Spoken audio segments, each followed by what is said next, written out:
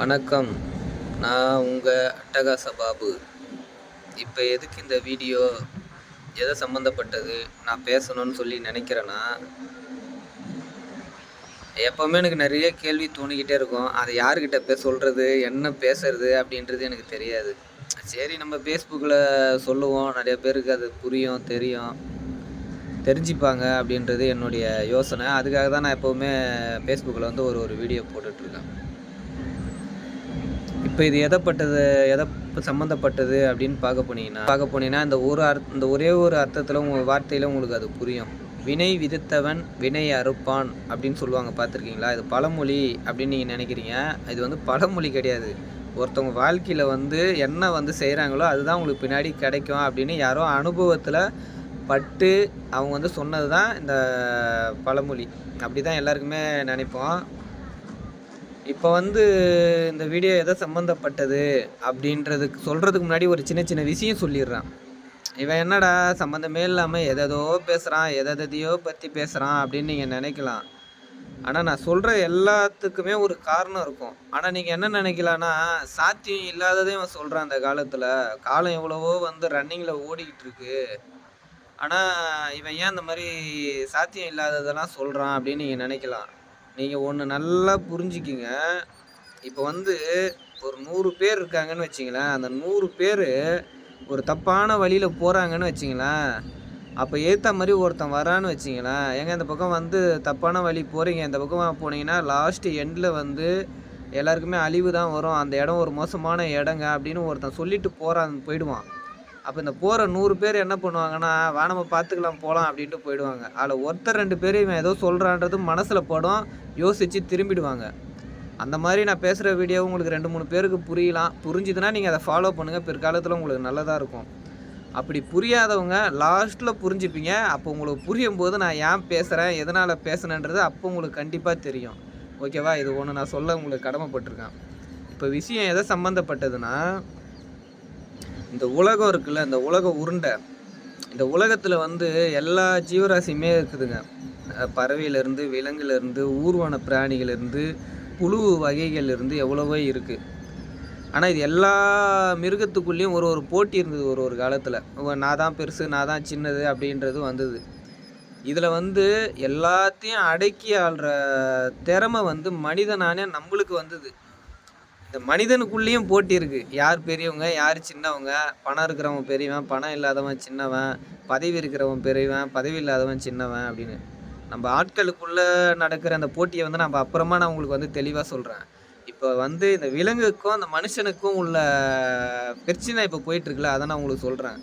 இதை நான் எப்படி பிரச்சனையாக பார்க்குறேன்னா, என்னுடைய மனசை கொஞ்சம் டீப்பாக நீங்கள் புரிஞ்சுக்கிட்டிங்கன்னா என்னுடைய மைண்டு உங்களுக்கு புரியும்னு நான் நினைக்கிறேன். இப்போ விஷயம் என்னென்னா, நம்ம வந்து சாப்பிட்றோம். எனக்கு வந்து சாப்பிட்றது ஓரளவுக்கு பிடிக்கும். நான் வந்து எல்லாமே சாப்பிட்ருக்கேன். அதாவது சிக்கனு, மட்டனு, பீஃபு, நண்டு, எறா எல்லாமே சாப்பிட்ருக்கேன். அதனால வந்து நான் இதை சாப்பிடுவேன், இதை சாப்பிட மாட்டேன், இவன் இதை சார்ந்தவன், இதை சாரல அப்படின்னு சில பேர்லாம் சொல்கிறாங்கல்ல. அதனால அந்த டாபிக்குள்ளே நீங்கள் என்னை வலிக்க முடியாது. நான் எல்லாமே சாப்பிட்ருக்கேன். ஓகேவா? நல்லது கெட்டது எதுன்னு ஒரு மெச்சூரிட்டி வரும்போது தான் நம்மளுக்கு அது தெரியும். அதில் இருந்து தான் நம்ம அதை புரிஞ்சுப்போம். இப்போ நான் என்ன சொல்ல வரேன்னா, நம்ம வந்து ஒரு உணவு சாப்பிட்றோன்னா, சில பேருக்கு வந்து ஒரு கறி பிடிக்கலாம், சில பேருக்கு மீன் பிடிக்கலாம். அது எது வேணால் பிடிச்சிருக்கலாம். அது அவங்களுடைய விருப்பம். ஆனால் நான் என்ன சொல்கிறேன்னா, நீங்கள் அந்த சாப்பிடுங்க, ஒரு பசிக்காக சாப்பிடுங்க. அதையே வந்து ஒரு ஸ்டைலுக்காக சாப்பிட்டுக்கிட்டு, நம்ம எதை சாப்பிடணும், எதை சாப்பிடக்கூடாதுன்னு தெரியாமல் அளவுக்கு அதிகமாக இப்போ எல்லாமே சாப்பிட ஆரம்பிச்சிட்டாங்க. அதாவது விலங்குங்க, அந்த பூச்சி, பாம்பு என்னென்னமோ சாப்பிட்றீங்க. நீங்கள் சாப்பிட்றதுனால அதனால கண்டிப்பாக உங்களுக்கு பின்விளைவுகள் அதிகமாக வரும். இது நான் ஏன் சொல்கிறேன்னா, பின்விளைவுகள் எங்கே போய் முடியும்னா, ஒன்று நீங்கள் சாப்பிட்றது உங்கள் ரத்தத்தில் கலக்கும். உங்கள் ரத்தத்தில் கலக்கிறது நாளைக்கு பிற்காலத்தில் உங்களுக்கு ஒரு வாரிசு பிறக்கும்போது அந்த வாரிசுக்கு எதுனா ஒரு வகையில் அது தாக்கமாகலாம். ஒரு தொழுநோய் வரலாம், ஒரு எதனா குறைபாடுகள் இருக்கலாம், எதுனா இருக்கலாம். நான் எனக்கு ஒரு யோசனையை வச்சு தான் நான் சொல்கிறேன். நான் சயின்டிஸ்ட் கிடையாது, நான் வந்து டாக்டர் கிடையாது. ஓகேவா? நம்ம முன்னோர்கள் எல்லாம் படித்து ஒன்றும் பெரிய மேதையாக அவங்க இருந்தது கிடையாது.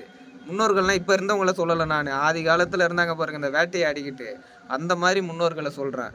அந்த மாதிரி ஆளுங்க கட்டின கோட்டைகள்லாம் இன்றைக்கும் கட்ட முடியாமல் நம்ம ஆளுங்க இவ்வளோ டெக்னாலஜி வந்து முழிச்சிட்ருக்காங்க. ஓகேவா? நான் வந்து என்னுடைய சிந்தனையை வச்சு சொல்கிறேன். நீ என்ன அந்த அளவுக்கு பெரிய யோசனையா, அந்த அளவுக்கு யோசனைக்காரனா அப்படின்னு கேட்டிங்கன்னா, அது இறுதி கட்டத்தில் தான் உங்களுக்கு அது தெரியும். இப்போ வந்து நான் சொல்கிறது உங்களுக்கு புரியாது. இப்போ ஒரு சில வீடியோலாம் இருக்குது. இதெல்லாம் கொஞ்சம் பாருங்களேன். அதாவது பசிக்கு சாப்பிடலாம். அதாவது மனிதன் எதை சாப்பிடணும், எதை சாப்பிடக்கூடாதுன்னு தெரியாம சாப்பிட ஆரம்பிச்சோம். ஏதோ நம்ம போயிட்டுருக்கோம். எல்லாருமே வந்து இப்போ கறி சாப்பிட்டா ஹெல்த்தின்றாங்க, முட்டை சாப்பிட்டா ஹெல்த்தின்றாங்க, மீன் சாப்பிட்டா ஹெல்த்தின்றாங்க. எல்லாமே ஹெல்த்தின்னு சொல்றாங்க. ஆனா எல்லாமே சாப்பிட்டா இன்னைக்கு மனிதனுக்கு அதிகமா நோய் வந்துட்டே இருக்கு. அது உங்களுக்கு தெரியுதா? அதிகமா மாத்திரை போடுறாங்க. எல்லா வீட்லயுமே மாத்திரை டப்பா இருக்கு. இன்னைக்கும் எங்க மம்மியும் டாடியும் மாத்திரை போடுறாங்க. நான் எங்க போனாலும் யாருன்னா தெரிஞ்சவங்க வீட்டுக்கு போறேன், ஃப்ரெண்டு வீட்டுக்கு போறேன். யாருன்னா பார்த்தா கூட அவங்கவங்க வீட்ல மாத்திரை டப்பா அவங்க அம்மா, அப்பா வச்சிருக்காங்க. எல்லாருமே ஹெல்த்தியான பொருள் சாப்பிட்டுட்டு வந்திருந்தாங்கன்னா, அவங்களுக்கு ஏன் அந்த மாத்திரை டப்பா வீட்டுக்கு வருது? அப்ப நம்ம யோசிக்க வேண்டிய டைம் இப்போ. ஓகேவா? நம்ம எல்லாருமே வருங்காலத்து இந்தியாவுடைய வாரிசுன்னு சொல்றாங்க. அடுத்த தலைமுறை தான் வந்து நம்மள வழிநடத்தும் அப்படின்றாங்க. அந்த தலைமுறையில ஒருத்தனா இருந்து நான் சொல்றேன். நம்ம சாப்பிடுற உணவு வந்து நீங்க பாருங்க. ஃபர்ஸ்ட் இந்த வீடியோவ கொஞ்சம் பாருங்க. உங்களுக்கு எல்லாமே தெரியும்.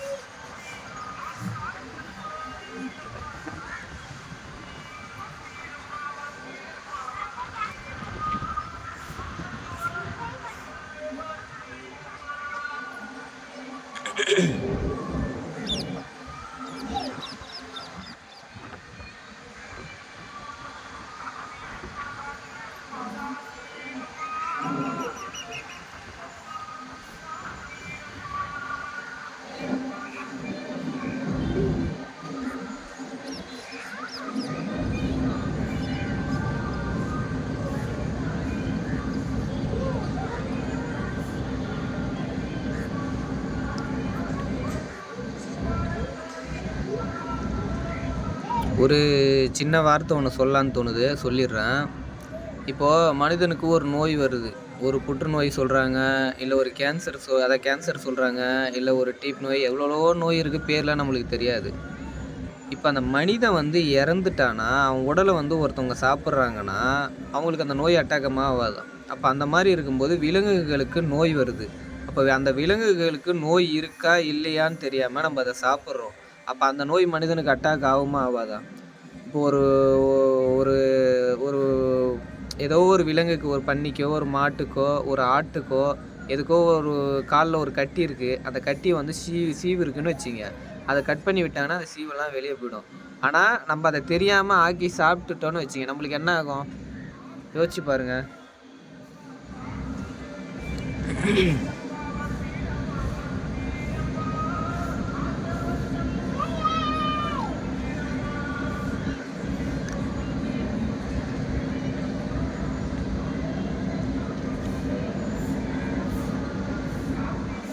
இது வந்து பாயிண்ட் 1 நான் சொல்கிறது. 2வது என்ன சொல்ல விரும்புகிறேன்னா,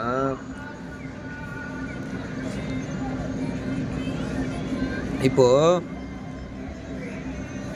அளவுக்கு மீறி, அதாவது பசிக்கு சாப்பிட போய் இப்போ ஸ்டைல் உணவுக்காக சாப்பிட ஆரம்பிச்சிட்டோம் நம்ம. அப்போ அளவுக்கு மீறி நம்ம வந்து சில விலங்குகளையும், சில பிராணிகளையும், சில ஊர்வன பிராணிகளையும் நம்ம வந்து ரொம்ப தொல்லை பண்ணுறோம். நம்ம அளவுக்கு மீறி நம்ம டிஸ்டர்ப் பண்ணுறோம் அவங்கள. அந்த இனத்துங்களை நம்ம அழிக்கிறோம். அவங்களுக்கு கேப்பார் கிடையாது, அந்த இனத்துக்கு வந்து வாய் கிடையாது, அவங்களுக்கு வாதாட ஆள் கிடையாது அப்படின்னு வந்து நம்ம வந்து அளவுக்கு அதிகமாக பண்ணுறோம். ஓகேவா? அளவுக்கு அதிகமாக இப்போ நீங்கள் ஒன்று நினச்சி பாருங்களேன். ஏதோ ஒரு வேற்றுக்கிரகவாசிங்க வந்து நம்ம எல்லாரையும் ஆக்கிரமித்து நம்ம இனத்தை அந்த மாதிரி பிடிச்சி ஒரு ஆளாக அவங்க வந்து சாப்பிட்டாங்கன்னா எப்படி இருக்கும்? வேக வச்சு சூப்பு வச்சு ஒரு கர்ப்பிணியாக இருக்கிற பொண்ணை அப்படியே வந்து இப்போ இந்த முட்டையெல்லாம் பார்த்தீங்கன்னா அப்படியே எடுத்து சாப்பிடுவாங்க. அது குட்டி இருக்கும், அப்படியே எடுத்து சாப்பிடுவாங்க. மீனோட முட்டையை அப்படியே எடுத்து சாப்பிடுவாங்க. அப்போ அந்த மாதிரி கர்ப்பிணியாக இருக்கிற ஒரு பெண்ணை எடுத்து அவிச்சு அப்படியே சாப்பிட்டாங்கன்னா எப்படி இருக்கும்? நான் என்ன சொல்கிறேன்னா, சாப்பிட்றத ஒரு அளவோடு சாப்பிடுங்க. வந்து ரொம்ப இது பண்ணி சாப்பிடாதீங்க. அதை வந்து கொடுமைப்படுத்தி ரொம்ப உயிரோட பாருங்கள், இதை பாருங்கள். உயிரோட வந்து அதை சாவடித்து அப்படி சாப்பிட்ணுன்னு நம்மள அவசியம் கிடையாது. எவ்வளோ சாப்பிட்டாலும் நம்ம ஒரு அளவுக்கு மேலே உயிரோடு இருக்க போகிறதும் கிடையாது. எனக்கு ஒரு திங்கிங் ஒன்று வருதுங்க. நீங்கள் அதை நல்லா புரிஞ்சுக்குங்க. நம்ம எல்லாருமே சரி, நான் ஸ்டார்டிங்கில் சொன்னல 100 பேர் போகிறாங்க, ஒருத்தன் தனியாக வரான்ட்டு. அதோட மீனிங் இப்போ சொல்கிறேன் நான் உங்களுக்கு. எல்லாருமே நம்ம எல்லாருமே தப்பான பொருளை சாப்பிட்டுட்டு இருக்கோன்றது என்னுடைய யோசனை. அதாவது எப்படின்னா, நம்ம சாப்பிடக்கூடிய வகைகள் இந்த கீரையோ இந்த மாமிச பொருட்களோ கிடையாது. நம்ம வேற ஏதோ ஒன்று சாப்பிடணும். ஆனால் அது என்னன்றது நம்மளுக்கு தெரியல. அந்த திங்கிங் யாருக்குமே புரியல. இதை நான் இப்போ சொல்லும்போது உங்களுக்கு அது காமெடியாக இருக்கலாம். நான் இல்லைன்னு சொல்லவே கிடையாது. கண்டிப்பாக உங்களுக்கு காமெடியாக இருக்கலாம். அப்போ என்ன தாண்டா சாப்பிடுதுன்னு. மனிதனுங்க சாப்பிட வேண்டியது வேற ஏதோ ஒன்று இருக்குது. அதை நம்ம எல்லாத்தையுமே விட்டுட்டு நாளடைவில் இதுக்கு பின்னாடி நம்ம வந்துட்டோம். இதுதான் ஒன்று கொன்று நம்ம சாப்பிட்டுக்கணும் அப்படின்றது. நமக்கு வேற ஏதோ ஒன்று இருக்குது. நம்ம உயிர் வாழ்கிறதுக்கும் நம்ம சந்நிதிகள் அடுத்த ஸ்டெப்புக்கு போகிறதுக்கும் நமக்கு மிகப்பெரிய கடமை ஏதோ ஒன்று இருக்குது. அது நம்ம எல்லாருக்குமே தெரியாமல் நம்ம பிறக்கிறோம் இறக்குறோம் சாப்பிட்டு. ஆனால் இதுக்கு இப்போ இதில் ஏதோ ஒன்று இருக்குது. நான் சொல்கிறது உங்களுக்கு இப்போ புரியாது. அதாவது எப்படி புரியாதுன்னா, உலகம் உருண்டைன்னு சொன்னவங்களே உருண்டை கல்லால் அடித்து சாவடித்த உலகம் இது. இப்போ நான் சொல்கிறது மட்டும் உங்களுக்கு உடனே புரிய போகிறது கிடையாது. ஆனால் இதுக்கு விடை நானே கண்டுபிடிக்கிறேன். உங்களுக்கு நானே கண்டுபிடிச்சி நானே சொல்கிறேன். யார் எப்படின்னா போட்டங்க, நான் சாப்பிட்டா முடிக்கிறேன். உங்களுக்கு நான் என்ன சொல்கிறேன்னா, சாப்பிட்ற பொருளை பார்த்து சாப்பிடுங்க. இந்த உலகத்தில் இருக்க ஒட்டுமொத்த ஜீவராசியும் நம்ம ரொம்ப கொடுமைப்படுத்துகிறோம். இதுங்க எல்லாமே ஒரு நாள் விடுற அந்த ஓலைச்சத்தம்னு சொல்லுவாங்க. சாகும்போது வர்ற மரண சத்தம். அந்த சத்தம் மொத்தமாக மேலே போய் கேட்டுதுன்னா மேலேருந்து நம்மளுக்கு ஒரு தீர்ப்பு வருங்க. நம்ம எல்லாருக்குமே அது பாதிப்பாக இருக்கும். முடிஞ்சவங்க கண்ட்ரோல் பண்ணுங்கள். நம்ம பசிக்கு சாப்பிடுங்க, ருசிக்கு சாப்பிடாதீங்க, ஸ்டைலுக்கு சாப்பிடாதீங்க. இதுக்கு எல்லாத்துக்குமே நம்ம பதில் சொல்ல வேண்டிய நேரம் கண்டிப்பாக வரும். நான் சொல்கிறது உங்களுக்கு இப்போ புரியாது. அது புரியும் போது நான் யாருன்னு உங்களுக்கு தெரியும். ஓகேவா? இன்னும் சில வீடியோ இருக்குது, இதையும் பாருங்கள். மனித இனத்துக்கு மனிதனே அழிவாயிடக்கூடாது, அந்த எண்ணத்தில் தான் சொல்கிறேன். நான் சொல்கிறது யாருன்னா ஒருத்தர் 2 பேருக்கு புரிய வாய்ப்பு இருக்குது. எல்லாத்துக்குமே புரியாது. அது 100% எனக்கு தெரியும். இருந்தாலும் நான் உங்களுக்கு சொல்லத்துக்கு கடமைப்பட்டிருக்கேன். அப்போ நீ என்ன சாப்பிட்ற அப்படின்னு என்னை கேட்டால், நான் இப்போதைக்கு கொஞ்சம் கொஞ்சமாக நான் சாப்பிட்றதுக்கு, அதாவது நார்மலான சாப்பாடு சாப்பிட்றதுக்கு முயற்சி பண்ணுறேன். இப்போ நான் அதாவது இப்போதைக்கு நான் சைவமாக இருக்கலாம் அப்படின்னு முடிவு பண்ணுறேன். ஏன்னா எனக்கு ஒரு உயிரை இப்போதைக்கு கொன்று சாப்பிட்டா அது தப்புன்ற ஒரு ஃபீல் எனக்கு வருது. அதனால நான் அந்த முடிவை எடுக்கலான் இருக்கேன். கொஞ்சம் கொஞ்சமாக முயற்சி பண்ணிட்டு வரேன். இந்த வீடியோவெல்லாம் பாருங்கள். இதெல்லாம் பார்க்குறதுனால தான் எனக்கு அப்படி தோணுது.